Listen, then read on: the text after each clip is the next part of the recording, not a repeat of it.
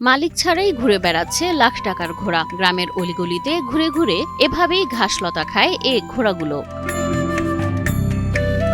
একসাথে 4টি ঘোড়াকে ঘুরতে দেখা যায় গ্রামের বিভিন্ন জায়গায়, কখনো বিশ্রাম নিচ্ছে, কখনো আবার খাবার খাচ্ছে। আশেপাশে দিয়ে এই ঘোড়াগুলো বেওয়ারিশ ঘোড়া, মাঝে মাঝে দেখি ওরা চলাফেরা করে, ওদের বিচরণ ওই দিকে আর কি। ঘোড়া 4টির মধ্যে 2টি বাচ্চা ঘোড়া, একটি পূর্ণবয়স্ক পুরুষ ঘোড়া আর একটি পূর্ণবয়স্ক স্ত্রী ঘোড়া রয়েছে। দিব্যি ঘুরে বেড়ানো এই ঘোড়াগুলোর শরীরে দেখা যায় হঠাৎই কিছু ক্ষত, যা দেখে অবাক স্থানীয়রা। এখানে 4টা ঘোড়া আসে, এসে ঘাস খায়, ঘুরে যায়, কারো কোনো ক্ষতি করে না।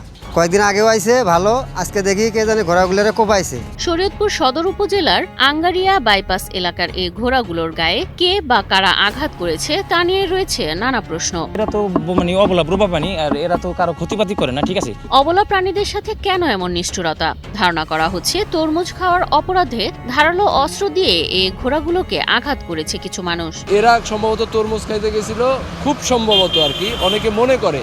হ্যাঁ, এটা সঠিক কিনা আমি জানি না, অনেকগুলোর সিসিটিভি ফুটেজ আমরা দেখছি, কোথাও কোনো পাই নাই। এটা অনেকে মনে করে যে তারা হয়তো আঘাত করতে পারে। রক্তাক্ত অবস্থায় ঘুরছিল ঘোড়াগুলো, ঠিক তখনই এগিয়ে আসেন এক তরুণ, সোশ্যাল মিডিয়ায় ছড়িয়ে দেন এই বিষয়টি। আমরা যখন জানতে পাওয়ার সাথে সাথে সেখানে যাই, আমরা পশু হসপিটালে ফোন করেছিলাম, তো ওই পশুরা আর এখানে আগায় আসে নাই। তো তারপরে আমরা নিজেরাই ফেসবুক বিভিন্ন মাধ্যমে পোস্ট করি, এবং এই পোস্ট দেখা ডামুড্ডা থেকে একজন ডাক্তার, তার নাম হচ্ছে সবুজ ভাই, উনি আসছেন আইসা। তারপরে আমরা গতকাল সন্ধ্যায় এটাকে সেলাই করে আর ইনজেকশন দিয়ে ট্রিটমেন্ট করানো হয়েছে, তো এখন ফলো আপে রাখতে বলছে। অবশেষে এক ভেটেরিনারি চিকিৎসকের সহযোগিতায় শুরু হয় চিকিৎসা। এখন ধীরে ধীরে সুস্থ হচ্ছে তারা। গতকাল রাত্রে খেয়াল করলাম যে ইমরান আল নাজির ভাই উনি একটা পোস্ট করছে, ওনার পোস্ট থেকে আমি দেখতে পারলাম যে ঘোড়াটা এরকম আহত। ওনার পোস্ট দেখে আমি স্বেচ্ছায় আজকে আসার জন্য ওনাকে বলছি, এবং আয়শা আমি যতটুকু সম্ভব আমি এটা সিলি করে দিয়েছি এবং ড্রেসিং করে দিয়েছি। এখন আশা করা যায় মোটামুটি দ্রুত ঠিক হবে ইনশাল্লাহ। উক্ত ঘটনা মেনে নিতে পারছেন না এলাকাবাসী। এই ঘটনার নিন্দা জানিয়ে এর বিচার চান স্থানীয়রা। এটা অমানবিক কাজ করছে, আমি তাকে বিচার চাই। তারা আসলে জীবের প্রতি তাদের কোনো প্রেম নাই, ভালোবাসা নাই, দরদ নাই।